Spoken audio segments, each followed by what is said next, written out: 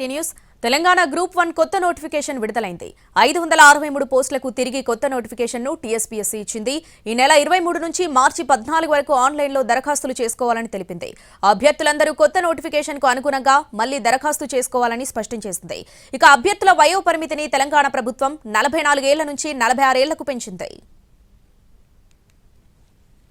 తెలంగాణలో గ్రూప్ 1 ఉద్యోగాల భర్తీకి నోటిఫికేషన్ విడుదలైంది.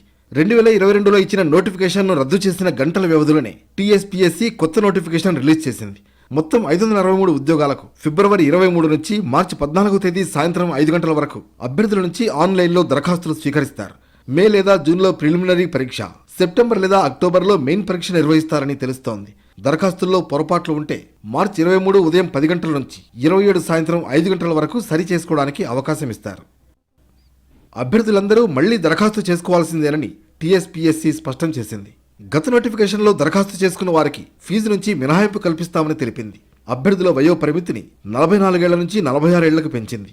డిప్యూటీ కలెక్టర్లు 45 పోస్టులు, డీఎస్పీ 115 పోస్టులు, CTO 48, MPDO 140, grade 2 municipal commissioner 41, assistant excise superintendent 30, assistant audit officer 41, assistant treasury officer 38 పోస్టులతో పాటు మరికొన్నింటిని కలిపి మొత్తం 563 పోస్టులకు కొత్త నోటిఫికేషన్ ఇచ్చింది.